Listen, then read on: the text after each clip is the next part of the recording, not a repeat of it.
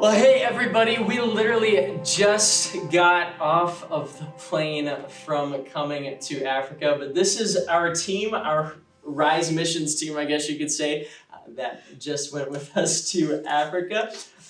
You guys want to introduce yourself just in case you guys want to share with friends and they don't know who these people are? I'm Austin. I'm Jay. I'm Rose. Peter. Stacia. And I'm Seth. We, like I said, just got back, and since we've been on a plane for a ton of time, we'll go ahead and start with our first question, because someone asked, how long was the plane ride in total? And I want to see what you guys think it was, because I don't think any of you actually took the time to add it up. Wait, so the two flights. all of the flights. All of the flights. Going there, coming back. How long were we all stuck on an airplane together? Austin, your guess. I'm gonna go with 46 hours. 46 hours. It sounds like a long time. 2 weeks. 2 weeks. 2 weeks. Do you know what that is in hours? A lot. Somewhere around there. Rose. I don't know, probably like 30. I'm saying a day, 24 hours. 24 hours. You already know. The correct answer, 34 hours. Of flight time. Rose was the closest. I'm very impressed. 34 hours just on the plane. That's not including the hours of layover time that we had to spend time together. 34 hours on a plane. I'm very glad to be on the ground. You guys? And about 90% of the time I was sitting next to Rose. 100% of the time I got stuck on this word. Rose, tell us, how stinky was Jay while you were stuck on the plane with him? So stinky. I'm kidding. All right, well, we did have quite a few people send in the questions, so thank you guys for sending them in. Hopefully, if you asked one, you're actually watching to hear the answer. The second one, we'll have a couple of you guys answer. What kind of food did you eat in Africa? Anyone want to start off with that? What kind of food? A lot of rice. A lot There was of rice. Every day was rice, wasn't it? Just a different type of rice. Are you Except for those complaining? noodles. No, No, it was, That It was every good. other It was noodle. It was good. good rice. It was But it was a good lot of rice. rice. One of you guys want to describe how they eat in Africa? Because it's way different than how we're used to eating in America. Anybody? Who's kind of got most? Awesome. Probably also something around probably. So basically, you sit on the ground, and then it would be like a sled, or a huge bowl of just a bunch of A rice. sled. Sled. I was about Just to jump say. on top of it and slide Well, down. they have those big circle sleds. Yeah, that. Yeah. that- I see his point. That makes sense. And then they just have a bunch of rice or whatever it is, normally rice, and then they'd have some kind of side thing. I don't really know what they had, just some kind of sauce. And then in the middle, they either have like chicken or fish, stuff like that. Yeah. So. Fish was good. And there's no boundaries. No boundaries. boundaries, So yeah. basically, 6 or 8 people all sat around this sled. Thank you, Awesome. This giant circular plate, and you just dig in. Which now, with all of the sickness going on, would probably scare the people that are watching this right now. But we had a great time doing it. I've decided that I need all of my meals on a plate that's that big. It's just fantastic. You probably ate the whole thing. Yeah. But we ate some pretty interesting food. I got Petey to eat a fish eye. Petey, how was that experience? That was good. I got a video. Let me send it to you. It was slimy. And then it's just There's a that. rock thing in the middle. Yeah, it's just I that. mean, it it looked is like a a fish. marble. Yeah, it was. It was rock solid. It was good though. Well, cool. Yeah, so food was really, really good, and there was tons of it, so that's 2 of my favorite things. Indeed. Good food and lots of it. This one kind of cracked me up. Someone asked, are there very many cars? Yeah. Yeah, but they're all stick shift. They are all stick shift. So if you can't drive stick shift, then you just can't drive. And I understand the question, like, not going to Africa yet, you think, like, oh, they're all, like, walking around or on horses or something. And we did see some there were horses there were and some buggies, horses. but they're riding right along next to these And busy camels. highways where everyone's trying to, it seemed like they were trying to run each other over. It's I was normal just- to have 3 cars right next to each other on one single road, right? Just Yeah. right But next, that was and they're normal. trying to pass while they're in the other lane with Exactly. cars I thought we coming were at gonna you. die. I was expecting to see people riding on giraffes and stuff. I see a single giraffe. I think the person asking this question probably thought the same thing. Tons and tons of cars, and it was like scary how close we would come to wrecking more often than not. It takes a professional, skilled driver to drive in Senegal, West Africa. But definitely there are cars there. You just want to make sure you don't get hit by one. The next question, what kind of houses were there? Were there huts, something else? So what kind of houses did you guys see over there? There was like everything. Like you had Bricks. There's a lot of brick houses, but like broke down. Rose is Did not you just happy have that to you just interrupt her? Yeah, she was. Go ahead. yeah, like he said, there was brick houses, but there was also huts. And then you drive by and you see like just tons of houses just made of like cloth that they put up, or Yeah, just like like a palm tent, tree yeah. leaves or whatever. It was so you had everything. Like Yeah. Kind of depending on where we were, where our missionary, the Meads, were, they kind of had tons of apartments stacked on top of each other. But And there then was, as you drive out, and then there wasn't like roofs like here. It's like mostly like a big, like an actual area on the But roof. yeah, Yeah. the backyard almost. right? Like, but yeah, it's like the back. That was nice. I wish I could have that here. Yeah, it was pretty cool.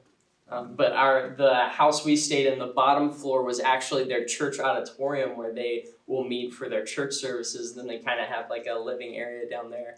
And then you walk up one flight of steps, and that's our missionary's apartment. And then the next flight is their roof, but they also have like 2 bedrooms up there. It's an apartment and a And playroom. They had a trampoline. They had a trampoline. You guys want to tell us what happened to the trampoline? Austin? I'm sure the teens would love to hear what happened to the trampoline. Austin's got the best story. Austin told about the food though. I think Jay needs to let us No, Austin's the one, the reason why Oh, Taylor's okay, that's not the in one that- existence anymore. Austin, let's hear it. You're the So spokesperson. basically, a few of us teens were doing backflips on the A few. trampoline. There's, Hold on. There was 3 A of few of us. the jeans, not including Rose. I was not part of this. Not part of this. I just love it. Oh my. And it was my turn, and then What I were we doing? flipped. We were flipping. I got You you. already said that. And then I broke it when I landed, and I landed on the ground. It didn't hurt. But you guys were all on there at the same time, Yeah. right? We didn't even ask It him was- if he was okay. We were just dying laughing. It's kind of shocking to see because I was expecting him to come up, but he Come just back never up. came back. And he's on his back with his legs just banging out. Yeah, so that ended well. We paid for it though, so it was so good. They did, and We that was did. awesome of you guys. But they needed a new one. There's already holes in it. Yeah. because Which is why you should have been doing flips on it. There was holes in it. But your Rose. first reaction We've was, been we'll doing take care of flips. it, and that was awesome of you guys. I was After we saw really that. proud. It's After okay. you broke it, you paid to get it fixed, which is awesome. Next question. Craziest thing you saw while in Africa? A goat tried to the top of a car that Yes. was still alive. Oh no, I take it back. There was a guy that was riding a bike that was wearing a goat like a backpack. That was creepy. Yeah, we were like driving down the road. I think we were going to the beach or something. How did I miss that? I don't remember seeing But that. Sabrina saw it with me. I was like, Sabrina, did you see it? And this guy literally is like has one hand on his bike and then One has hand this with the goat goat, just yeah. like a backpack, and it's just I saw like. it, yeah, I saw That is crazy. Africa. The goat tied to the top of the car. We're driving and, you kind of, sometimes in the States you'll see if someone shot a deer, they'll tie it to their car and you're like, oh, that's cool, it's a dead deer. But we're driving behind it thinking this goat is dead, and then it just sticks out its tongue at us and starts moving its head all around. Oh, it's a pet goat just chilling for a ride on the top of the roof. So a few crazy, strange things. What was the most fun part of the trip for you guys? Either playing with the little kids in the front yard or the beach. Either one of those two I thought was super Yeah. fun.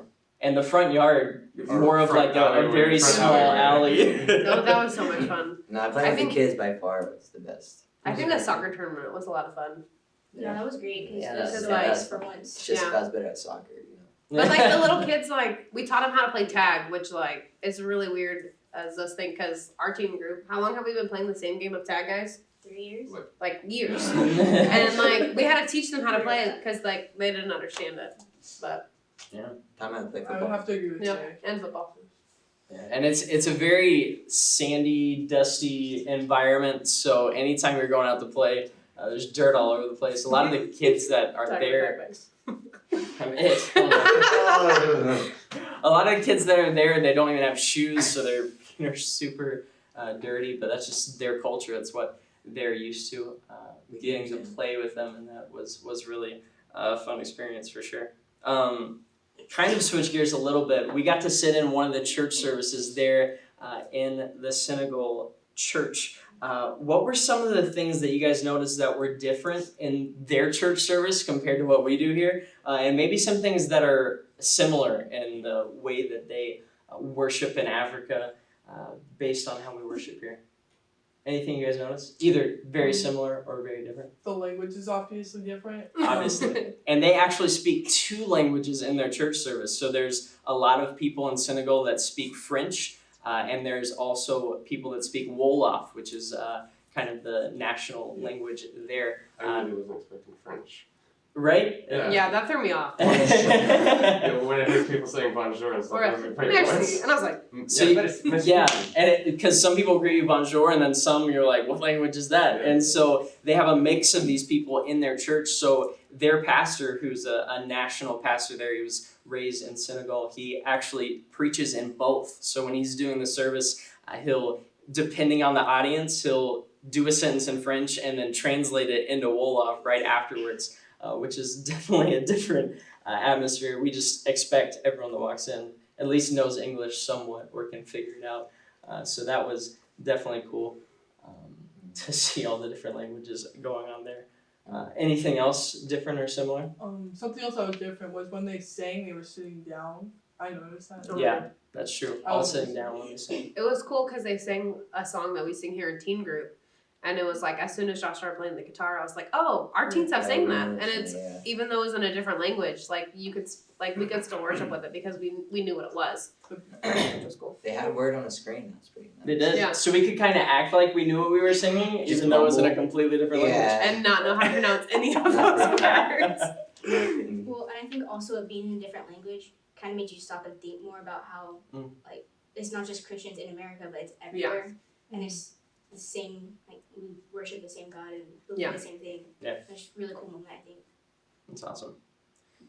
All right, one last question, and I want all of you to answer. The biggest takeaway from the entire time we had in Africa, ministering there with our missionaries, with the kids, with those that are there. Your biggest takeaway, what you learned, something you appreciated of what was going on. Your biggest takeaway from our trip to Africa. Awesome. I would say my biggest takeaway was my mind just froze. Competing over. That's fantastic. I lost it. My biggest takeaway is probably how faithful they were. Like, Yeah. like even they were faithful to like even the people who aren't Christians or whatever, they're faithful to like the wrong religion, but yet they're still super faithful to it, and it's kind of sad knowing that they're faithful to something that ultimately doesn't matter at all, and us, we're not as faithful to something that really does matter. Yeah. And he's talking about the other religion, that it's heavily a Muslim population there, and they can attest to the loudspeakers they have in the city where they will sing out prayers to Allah just throughout the entire day over and over. It's blaring like you can't hear anything else, and that's when they go and they're all bowing down on their mats, just doing their religious rituals. And most of them don't even know why they're doing it. They don't know much about the Allah that they're serving at all, but they're very faithful to it, even though they don't really understand.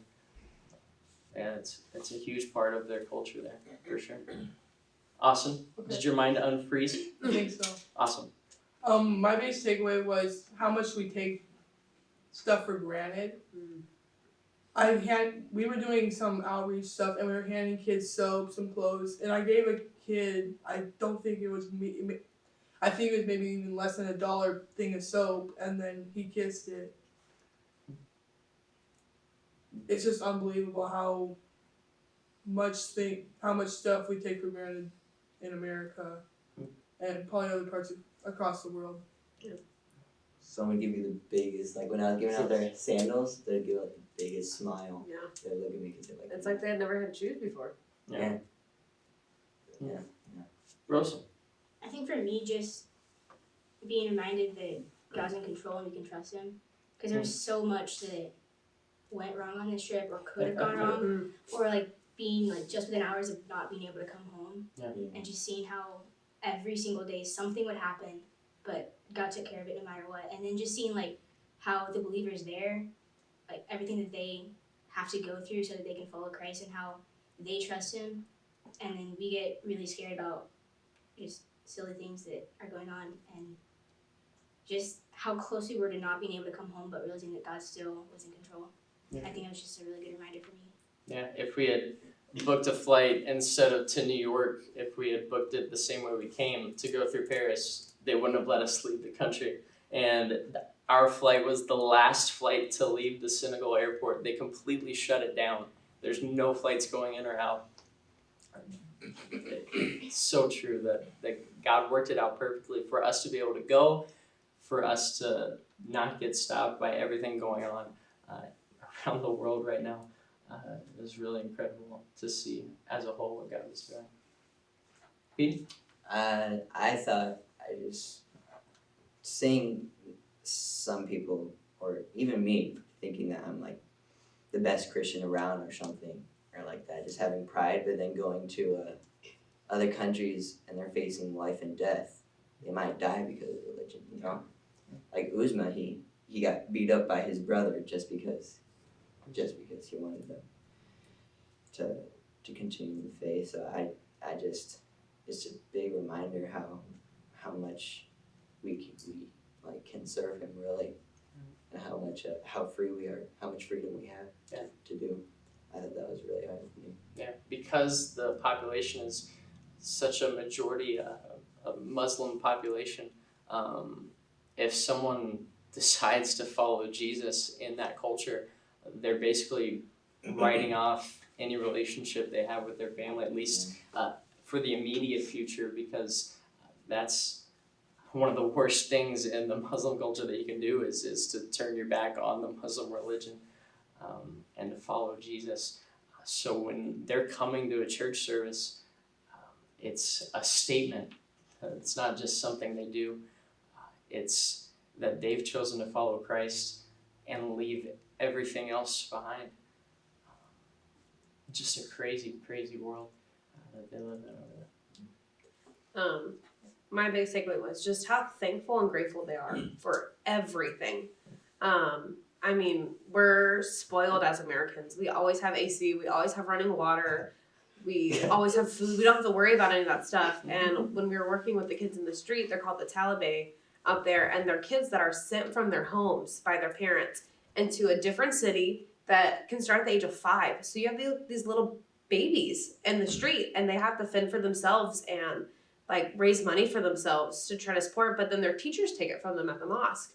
And just, we went out and we had like a movie night for them, and then we gave them like a shirt and shoes and some soap and a shirt, and like it was crazy. Like these kids' face just lit up at the fact that they got clean clothes, they got soap that they could take a bath in, they got shoes to put on their feet to protect their feet. And then the people that came to church, like, I mean, we live in Arizona and it's hot here, but we know when we come to church, the AC is going to be on. We even complain that it's going to be too cold in the AC. And these people come in and they either walk or they pay to take a taxi, and it's hot there. Like it was 107 degrees the first day we were there, and we're like all sweating, and these people are like showing up for church, and they're like so thankful just to have a place that they can come to worship God. And it doesn't matter the area that they're in, but they still want to take that time to just worship Him. And just seeing their dedication to Christ was just amazing,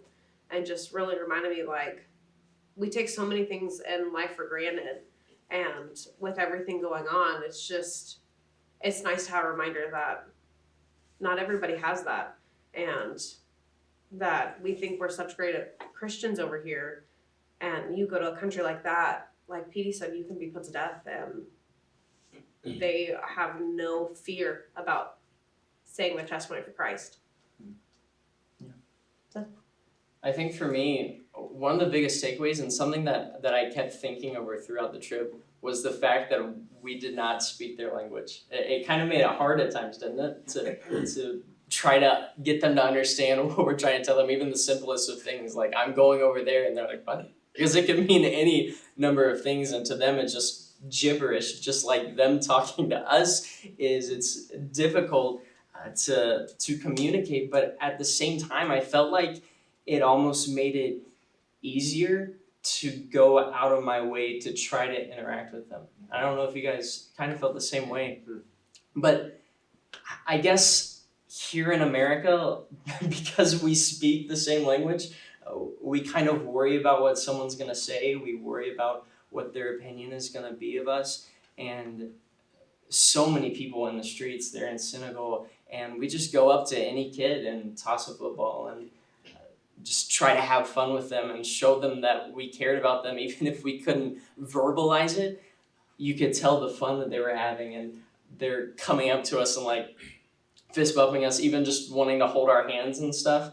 And we couldn't say anything to them, but yet we were still saying something to them. And it kind of, in my mind, that we do speak a language that can get to them, and it's a language of the love of Christ, that they still understand that, and they understand there's something different about us, not just because we were white people in an African country, but that we showed them compassion and care, and we couldn't even actually verbalize or speak to them. And coming back here, it makes me think about how I speak with other people. I think because we do speak each other's language, that we leave it very surface level. We don't necessarily take the time to care what people are actually going through, because if they tell us I'm doing good, then we leave it at that. It's like we only think people are having problems when they tell us. We see someone crying and we say, what's wrong? But that's the only times we think, oh, that's the only pain they're going through, when we saw them cry months ago. But normally they're very happy. And I look at my life, and you can probably look in yours, and I go through struggles every day. And I could always use encouragement. I could always use someone not just talking to me in English, but showing that language of love, showing the love of Christ. And it just made me think the times that I refuse to go out of my way to actually care for someone because I'm so comfortable in the culture that we have here.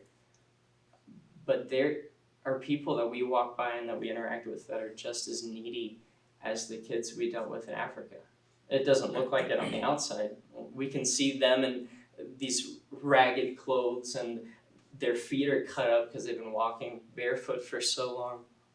And we say, oh, they're in need, they're hurting, they need shown love. But if we think about it at all, we all need to see the love of Christ. We need that encouragement. And there are tons of people, especially now with the fear of the coronavirus going around, that need to see love more than ever. And we can't just act like there's no problems unless they speak it to us. Because if they didn't speak our language, they still need to see the love that we can show them in Christ. It just really opened my eyes to how I view people in general, not just people in Africa, but everyone. It was a really awesome trip. It was awesome to spend the week with you guys. We're all sharing one building, sleeping together, and sharing food on the same plate. But it was a really great time. Anything else you guys want to say? Be thankful for your showers. Yes. Yes. Be very thankful for working showers and for warm toilets. showers. Right. They had showers. They had showers, but the chance of it actually having water pressure was off and on. You could never know when you turn it on and tons of water would come out, or if you turn it on and there's nothing. And that's not that's not normal. They were having construction done on their road, and we just were the ones that got stuck with no water and stuff. And I mean, there's 30 of us who were living in that apartment building together. Yeah. And it wasn't like it's a normal thing, but very thankful for warm showers and for toilets that flush, so you don't have to pour a jug of water into the tank That's true. to have to get it to flush. That's true. That took forever. You had toilet paper, by the way. And toilet paper. They actually had toilet paper in Africa. So we stockpiled and we brought it home because we knew that America doesn't have toilet paper anymore. So that kind of flip-flopped. Normally you think of Africa as the place where you have to find alternative methods. we brought some home with us. So thank you for joining in on us, kind of reminiscing and answering some of your questions about Africa and our trip there. We, on this coming Wednesday, will have teen group. It just won't be in this building. In fact, we won't be back in this room again until you are. But we are going to have teen groups, so stay tuned. Look at those text messages, look on our website, and we'll be having Rise Online very soon. We'll see you guys then.